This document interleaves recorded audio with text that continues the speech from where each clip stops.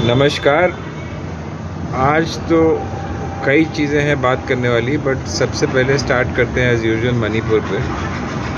आज उच्चतम न्यायालय में इसकी सुनवाई शुरू हुई जब 2 बजे, तो उसके पहले ही इनफैक्ट सुबह के टाइम मेंशन हुआ कि भाई ये जो सीबीआई विक्टिम की स्टेटमेंट रिकॉर्ड करना चाह रही है। तो उसका बैकग्राउंड ये है कि देखिए, अब जब सुप्रीम कोर्ट इस मैटर को सुनवाई कर रहा है, supreme court is seized of the matter, तो इस टाइप की इनको पहली बात ये सब करना ही नहीं चाहिए कि भाई सीबीआई को हैंड ओवर करो या सीबीआई इसमें चालू हो जाए अपनी हरकतें। तो सुप्रीम कोर्ट ने कहा कि नहीं, अभी आप कुछ मत करिए, अब हम 2 बजे इसको टेकअप करेंगे। बहरहाल 2 बजे जब ये टेकअप हुआ तो 1-2 बातें जो निकल के आई वो बहुत महत्वपूर्ण है। सुप्रीम कोर्ट ने देखिए साफ चीफ जस्टिस साहब की बेंच ने कह दिया कि भाई there is total breakdown of law and order in the state and total breakdown of constitutional machinery in the state. अब इसके मायने ये है कि साहब वहाँ पे चीफ मिनिस्टर होते हुए भी डिफंक्ट है, काम बिल्कुल नहीं हो रहा है। अब कोई भी सरकार जिसके थोड़ी सी भी गैरत हो ना, तो वो अपने चीफ मिनिस्टर को रिज़ाइन करा देगा और वहाँ प्रेसिडेंट रूल लगाएगा।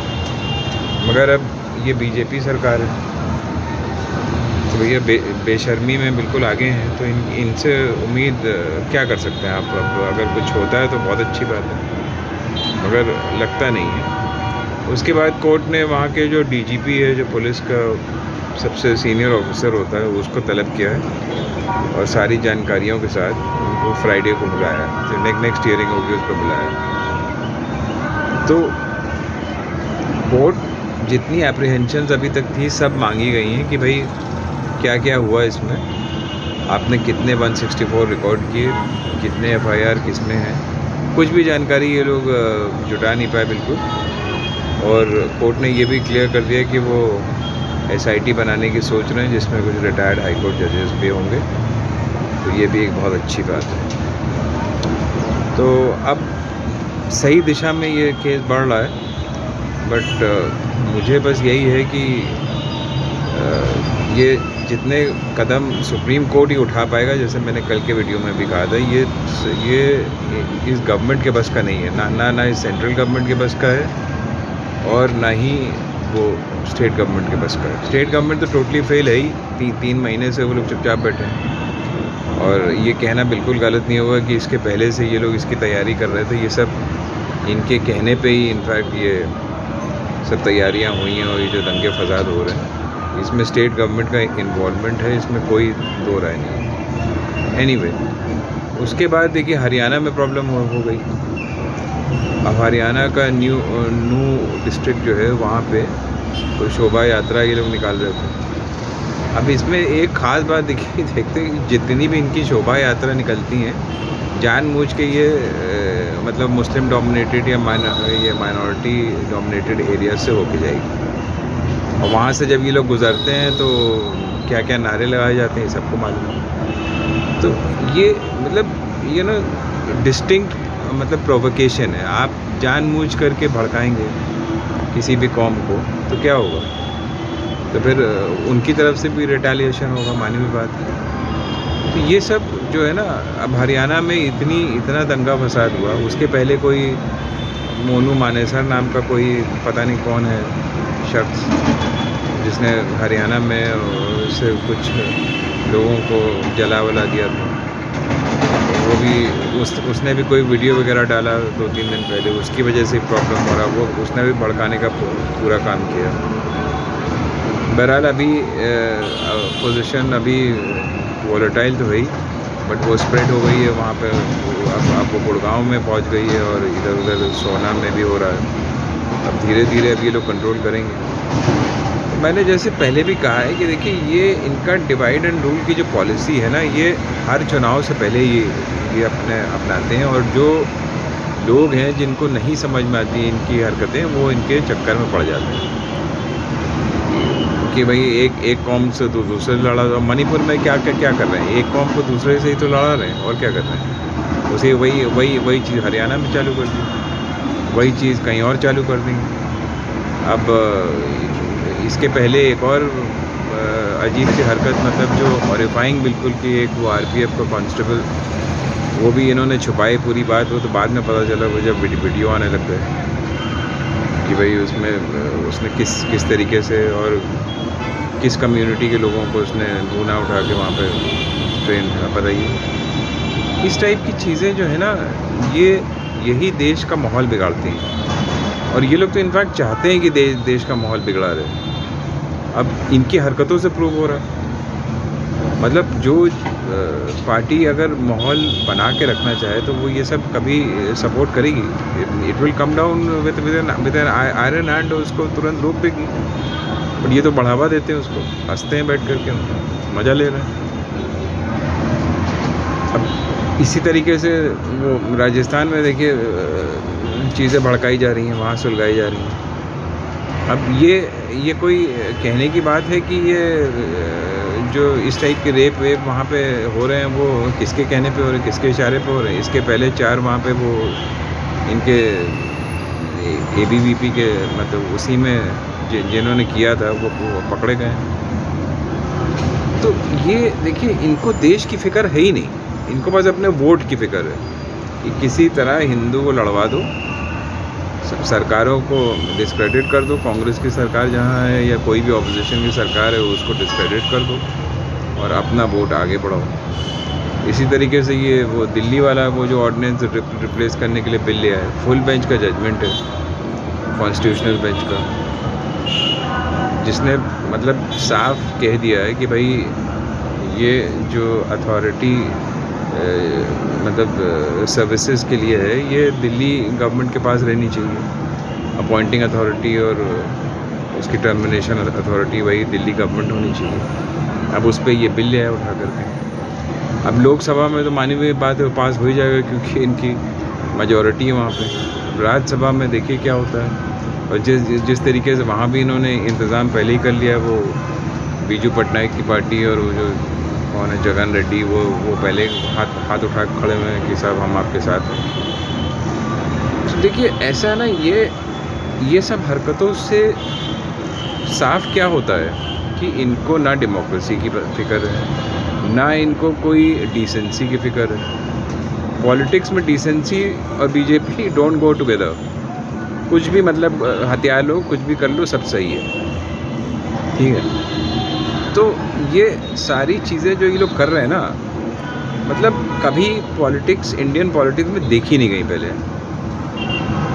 और मेरी समझ में नहीं आ रही कि अगर इनको नहीं रोका गया तो ये देश कहाँ जाने वाला है। बिल्कुल तबाही की तरफ जा रहा है, मुझे तो दिखाई दे रहा। And I feel very sad about it, because अभी ये माइनॉरिटी का और उनका चक्कर है। when they are done with this, then वो आपस में देखिए बढ़ाएंगे। आपको क्या लगता है? ये कोई इनका सगा नहीं है भैया। अगर आपको ये जो लोग समझ रहे हैं कि भाई ये आप में फूट नहीं पालेंगे, तो उसके बाद वो कम्युनिटीज़ में फूट डालेंगे, मेजॉरिटी कम्युनिटीज़ में डालेंगे। तो ये सारी चीज़ें आपको समझनी चाहिए। देखिए, भारत देश ऐसा नहीं बना हुआ है, उसकी बुनियाद नफ़रत पे नहीं बन सकती है, ठीक है। कॉन्स्टिट्यूशन यहाँ का जो फ्रेम हुआ था, वो इसलिए फ्रेम हुआ था कि सारे जो है यहाँ पे जितने गुलिस्तान हैं सब मिल के रहेंगे, और जितने स्टेट्स हैं, इसीलिए कहा गया है कि India that is Bharat will be a union of states. यहाँ यूनियन का मतलब ये है कि यूनियन मीन्स मिल के। यहाँ पे अगर आप हिंदी में उसका मीनिंग ढूंढेंगे, यूनियन ऑफ स्टेट्स मतलब सारे स्टेट्स एक दूसरे से मिलजुल कर रहेंगे। ये उसका वहाँ पे मतलब डिफाइनिंग पॉइंट है। तो जो फ्रेमर्स ऑफ कॉन्स्टिट्यूशन थे ना, वो लोग बेवकूफ़ नहीं थे। उन्होंने देखा कि यहाँ पे भारत में कितनी डाइवर्सिटी है, कितने अलग अलग लोगों मतलब कास्ट के लोग रहते हैं, अलग अलग लैंग्वेजेस हैं। आप एक स्टेट से दूसरे पे चले जाइए, लैंग्वेज बदल जाती है, और मतलब हर चीज़ बदल जाती, खान पान बदल जाता है।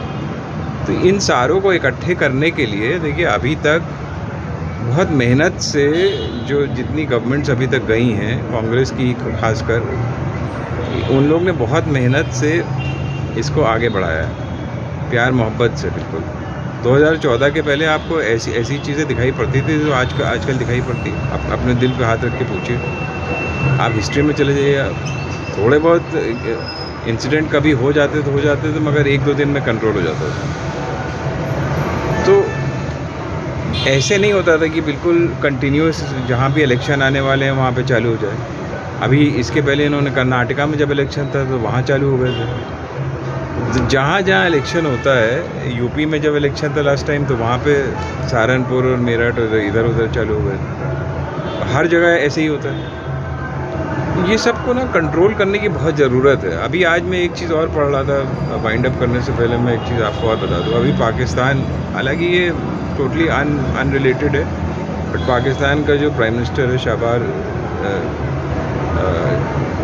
शरीफ, उसने एक भाषण दिया है। उसने कहा है कि भाई कि हमने 3 युद्ध लड़े हैं और हमें हासिल कुछ नहीं हुआ है, तो हम दोस्ती का हाथ बढ़ा रहे हैं इंडिया की तरफ, और हम लोग मिल के बैठ करके मतलब मिल बैठ के बात करने को तैयार हैं, और जो भी हमारे डिफरेंसेस हैं उनको हम सॉर्ट आउट करेंगे।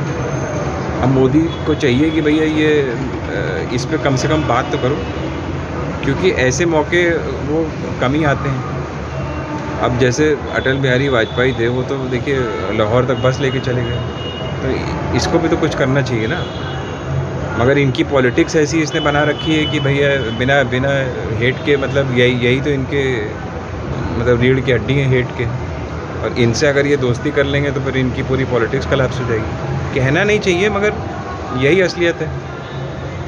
तो मैं ये कह रहा हूँ कि भाई अगर ये इस ऑफ़र को सीरियसली लेते हैं, कम से कम उस पर बातचीत आगे बढ़ाते हैं, तो कितना फ़ायदा होगा। देखिए ट्रेड एंड कॉमर्स बढ़ेगा, डायरेक्ट फ़्लाइट जाएंगी पाकिस्तान के ऊपर से, इंडिया का कितना मतलब ईंधन बचेगा, फ्यूल बचेगा, और भी दुनिया भर की आप मिलजुल के रहेंगे तो कम से कम आपको ये बॉर्डर की इतनी प्रॉब्लम नहीं होगी।